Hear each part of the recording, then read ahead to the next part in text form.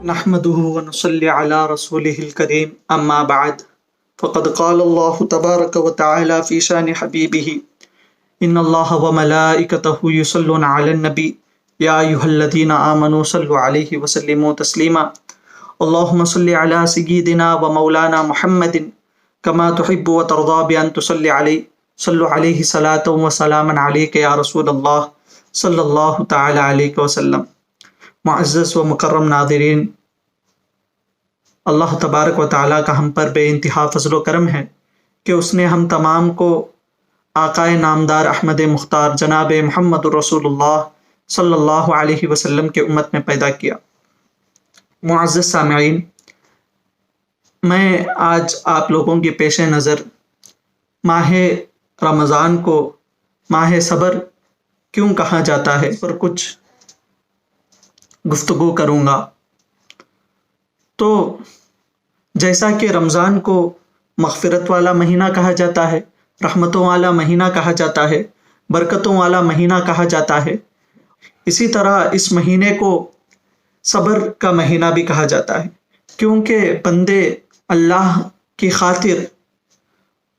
طلوع فجر سے لے کر غروب آفتاب تک اپنے آپ کو حلال چیزوں سے روک کے رکھتے ہیں۔ جیسا کہ حدیث شریف میں آیا کہ حضور صلی اللہ علیہ وسلم نے فرمایا الصیام جنۃ، روزہ ڈھال ہے، فلا یرفث ولا یجہل، جب تم روزہ رکھو تو بدگوئی مت کرو، فحش کلامی مت کرو،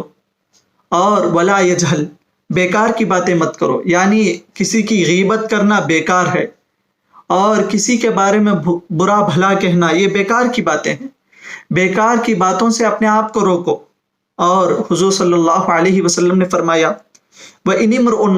قَاتَلَهُ أَوْ شَاتَمَهُ فَلْيَقُلْ إِنِّي صَائِمٌ مَرَّتَيْن، اگر کوئی تمہارے ساتھ جھگڑا کرنے لگے یا کوئی گالی گلوچ کرے یا کوئی تمہیں مارنے کو آئے تو ان سے کہہ دو کہ میں روزے سے ہوں، 2 مرتبہ ان سے کہہ دو کہ میں روزے سے ہوں، میں روزے سے ہوں۔ یعنی صبر کرنے کا ایک طریقہ اللہ نے اپنے حبیب کے ذریعے سکھا دیا کہ جو بندہ روزہ رکھتا ہے یعنی اس کے ذریعے انسان صبر کرنے لگ جاتا ہے۔ کوئی گالی بھی دینے لگ جائے تو اس کو گالی دینے کے یعنی اس کے بدلے میں اسے گالی دینے کے بجائے اپنے آپ کو صبر کرنے لگ جاتا ہے اور کہتا ہے میں روزے سے ہوں۔ تو خیر، پھر حضور صلی اللہ علیہ وسلم نے فرمایا والذی نفسی بیدیہ لخلوف فم الصائم اطیب عند اللہ من ریح المسک، کہ اللہ تبارک و تعالیٰ کے پیارے نبی سرور کائنات محمد رسول اللہ صلی اللہ علیہ وسلم نے فرمایا میں خدا کی قسم کھا کے کہتا ہوں جس کے قبضے قدرت میں میری جان ہے، اللہ کے نزدیک روزے دار کے منہ سے جو بو نکلتی ہے وہ کستوری کی خوشبو سے بھی زیادہ افضل ہے۔ کیوں خوشبو سے بھی افضل ہے؟ تو اس کی وجہ اللہ فرماتا ہے یترکو طعامہ وشرابہ وشہوتہ من اجلی، بندہ میری خاطر کھانے پینے کو چھوڑ دیتا ہے اور میری خاطر اپنی شہوتوں کو بھی چھوڑ دیتا ہے۔ تو رمضان کا مہینہ لوگوں کو صابر بنانے کے لیے، لوگوں کی زندگیوں کو سنوارنے کے لیے آیا ہے۔ تو خیر، اللہ کی رضامندی کے لیے صبر کرنا یہ ایسا ہے جیسا کہ جو بندہ اللہ کی رضامندی کے لیے صبر کرتا ہے اس کے جو بھی پریشانیاں ہوتی ہے اللہ اس کو آسانیوں میں تبدیل کر دیتا ہے۔ بلکہ حدیث شریف میں آتا ہے، حضرت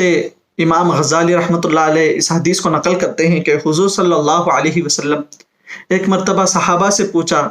کہ اے میرے صحابہ کیا تم مومن ہو؟ تو سب خاموش رہے۔ تو پھر حضرت عمر کہنے لگے جی ہاں اللہ کے حبیب ہم مومن ہیں۔ تو حضور صلی اللہ علیہ وسلم نے پوچھا تمہارے ایمان کی علامت کیا ہے؟ تو حضرت عمر رضی اللہ تعالی عنہ نے بتایا کہ جب ہم فراغ دست ہوتے ہیں، جب ہمارے پاس اللہ کی نعمتوں کی کثرت ہوتی ہے تو ہم اللہ کا شکر بجا لاتے ہیں، اور جب ہم تنگ دست ہو جاتے ہیں، جب ہمارے پاس نعمتوں کی کمی ہو جاتی ہے اس پر ہم اللہ کی رضامندی پر راضی ہو جاتے ہیں۔ تو خیر، یعنی صاف الفاظ سے یہ کہا جائے کہ مومن وہی ہوتا ہے اگر اس کے پاس نعمتوں کی کثرت ہو تو وہ اللہ کا زیادہ سے زیادہ شکر بجا لائے. اگر نعمتیں کم ہو جائے، اگر نعمتوں کی کمی ہو، اگر کوئی غریب ہے، اگر کوئی تنگ دست ہے، اس کو چاہیے کہ اس پر صبر کرے اور اللہ کی رضامند زندگی پر راضی ہو جائے. حضرت علی رضی اللہ تعالی عنہ نے فرمایا کہ حضور صلی اللہ علیہ وسلم نے فرمایا کہ جو بندہ اللہ کے دیے گئے تھوڑے رزق پر راضی ہو جاتا ہے، کل قیامت کے دن اللہ اس کے تھوڑے عملوں پر راضی ہو جاتا ہے. تو خیر ہم کو چاہیے کہ ہم صبر کریں کہ اللہ تبارک و تعالی ہم تمام کو سننے سے زیادہ عمل کرنے کی توفیق عطا فرمائے. اللہ تبارک و تعالی نے جس طرح ہمیں رمضان کے مہینے میں